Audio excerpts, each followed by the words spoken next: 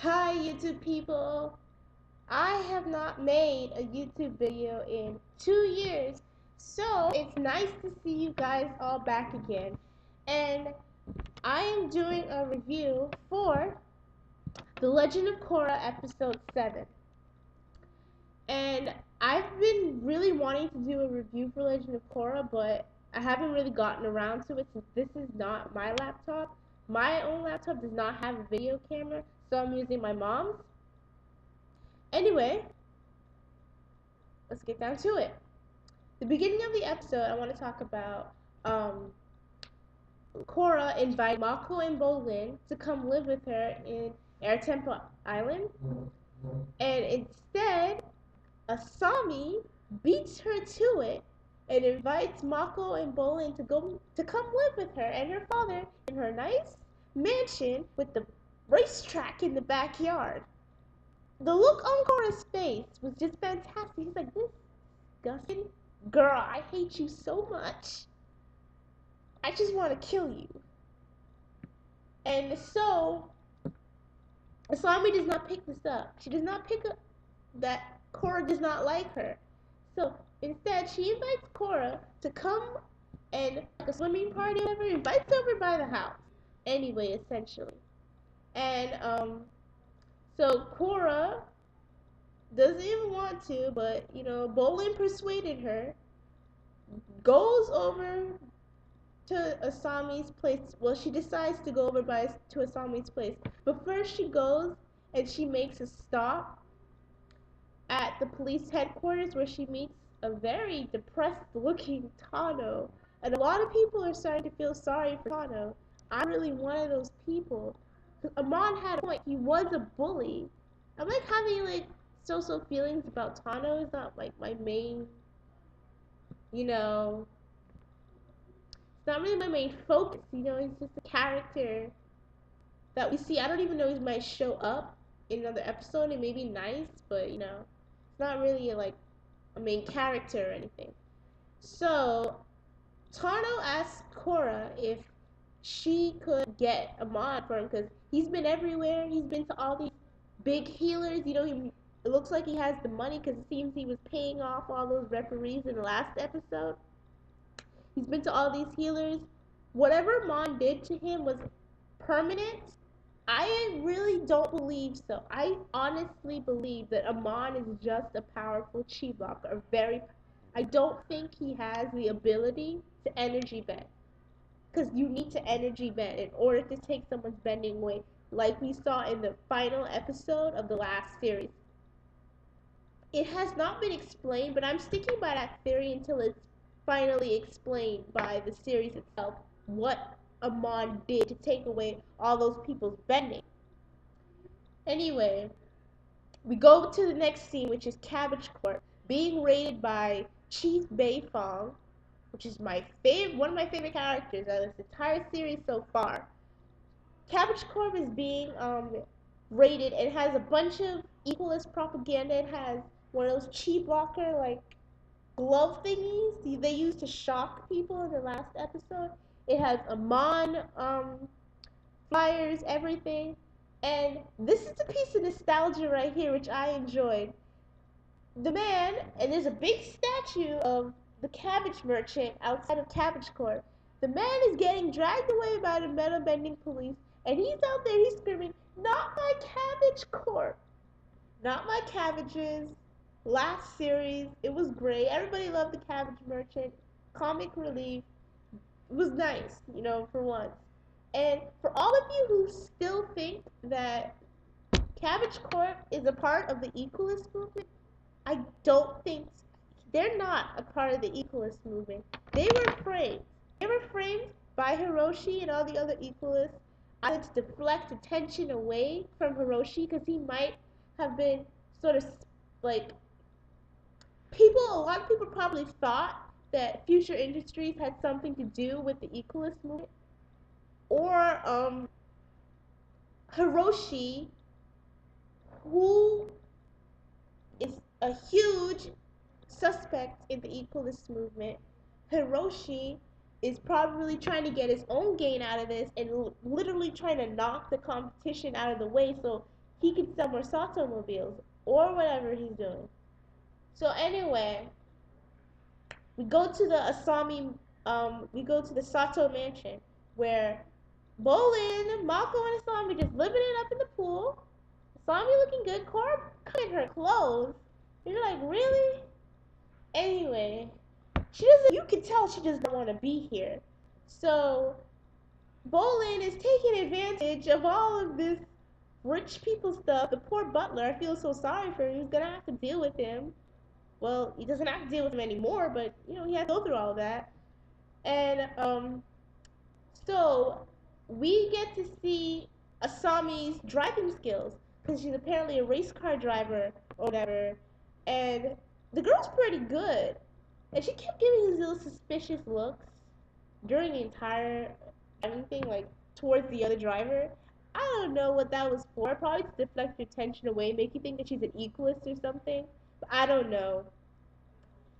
Anyway, I read a comment somewhere from another review saying that if Asami is a good driver, how come she licked Mako down with a moped? I never really thought about that. That person has a point. I don't know if she was distracted or whatever, but how do you hit that guy over the moped if you can drive? If apparently you're a very good driver and whatnot. And during all this, we're starting to see Asami in light. So, we go back to the Sato mansion. Korra is in the powder room. Poor Korra is trying to go. The girl, I think, does not work out for her. She's trying to get the powder. It just does not work out. She ends up coughing all over the place. He's trying to do makeup like Asami. He's like, don't do makeup. Not now. Save that for later, when you're trying to get Mako away from Asami now that he's closer to you since he's living, like, from down the hall. Anyway, Korra overhears this conversation. Hiroshi's on the phone, and he's like, okay, Cabbage Corp bought us the time, now we can strike. And she immediately takes this for some equalist thing. I'm doing this for 7 minutes now. Really? Okay, sorry. She takes this for this equalist thing. So she goes to Chief Beifong and Tenzin, and she tells them, okay, I really believe Hiroshi is equalist. I overheard him on the phone saying something about Cabbage Corp bought us some time. Now we're going to strike. So Tenzin and Chief Beifong's mulling this over. They're like, oh, well, he has a motive. And now we knew, some Avatar fans knew that Asami's mother was already dead. We didn't know how, but it now cleared up the fact that she was killed. The Sato mansion was robbed, and she was killed by a firebender that was part of the Agni Kai mob. When she was there, was killed by a firebender. And so they start to check him out. They come over to the Sato mansion. Asami's upset because she's like, how could you do this to my father, yada, yada, yada. And Mako's getting upset at Korra. And Mako's throughout this entire episode, he's like, oh, if you continue, are you this jealous of me and Asami? I'm like, man, please. If I was a Korra, I'd be like, man, please, I don't need your friendship.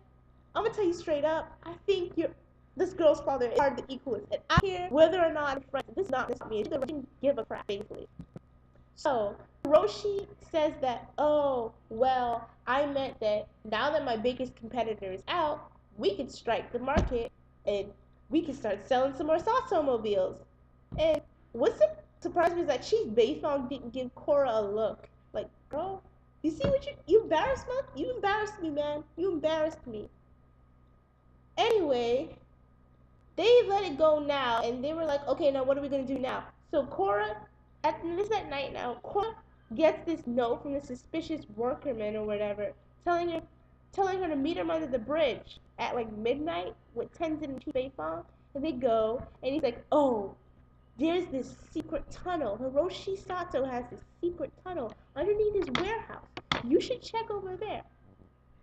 I was a part of the equalist movement, but then I decided this is really messed up.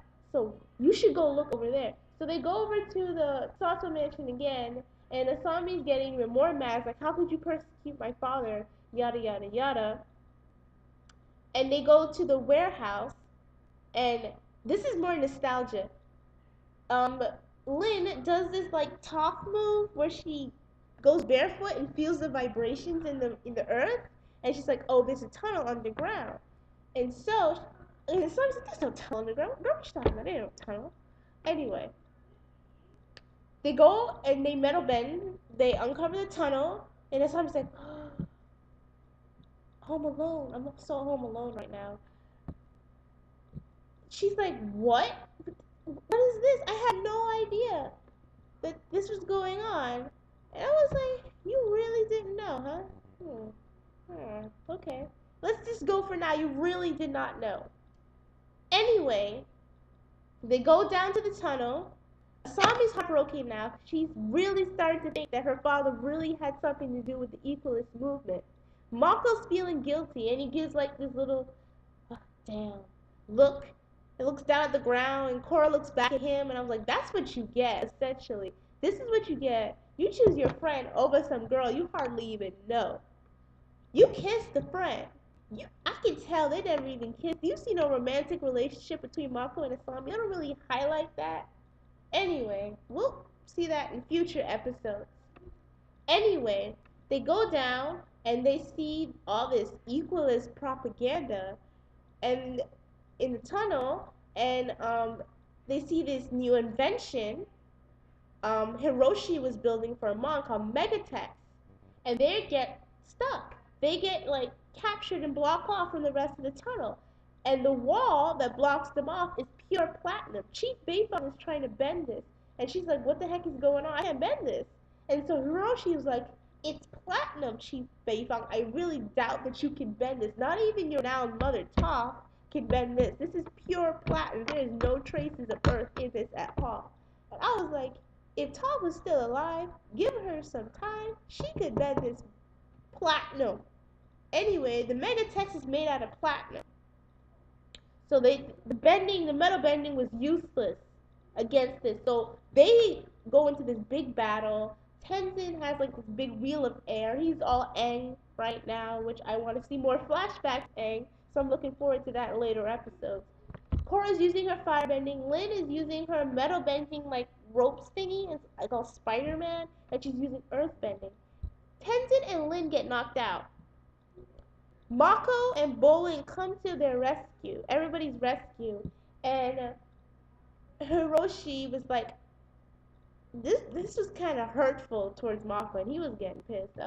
He was like, the worst part is seeing my daughter run around with a street rat like you. I was like, damn, he got you right there. He was a street rat. Anyway, they get into this big battle thing, and Asami comes down, and she's like, Dad? Asami had no clue what was going on, which surprised me. I thought she was faking this whole thing. She really had no clue. I gained a lot of respect for Asami, and a lot of people think that she is going to double-cross Korra and Bolin and Mako. I'm not coming to that conclusion unless I see it with my own two eyes, the fact that she stabs him in the back in a future episode somewhere. And it turns out she did know what her father was doing, and she is a part of the Equalists. Anyway. So, Hiroshi offers an invitation towards his daughter to say, okay, come and join me, because these awful benders took your mother away from you, the love of my life. So she takes the glove. She's like, I love you, Dad. Shocks him, does all this martial arts move, and she helps get Tenzin, Lin, Korra, everybody else out. A lot of metal benders were captured, and they're probably going to get their bending taken away. She gets them all, and the next is them on an airship. This is the final scene. And so, Tenzin's talking with Lin, and he's like, what are you going to do now? And she's like, I have to get my metal benders back. So I'm going to resign from my position, which is a great thing for Tarlok, because he obviously wants Lin's job. You can see that from like the beginning of the episode. And so she's like, I'm going out the law, and I'm gonna get Amor. And I know she's not gonna do this by herself, because she's gonna need help. She's gonna need Korra and Tenzin and all those people. And so it cuts to Mako and Korra was like, you have to help Asami now, because she's going through a lot. She loses her mom, she lost her father. She's probably broke now, since like there's no money. Future Industry is probably gonna be shut down. Anyway, it's like, you guys can come live. The invitation still stands. You guys can come live with me and all the airbending people on Air Temple Island, and Asami can come too. So Mako goes over to to comfort Asami, and like, I don't know, I don't remember anything happening after that. I think the episode ends. I don't think I'm skipping anything, am I? I don't know. So that's it. And I have to say, I really enjoyed this episode. It was better than last week. I enjoyed last week's, but this this week's was better than last. And a lot of people are. I don't know what's the title of episode 8. There's no confirmation. Some people are saying that it's skeletons in the closet, and we're gonna see it ascended of Zuko. I don't know. I'm looking forward to that. Dante Basco, who was the voice of Zuko from the last series, is coming back to make an appearance. So I'm looking forward to that too.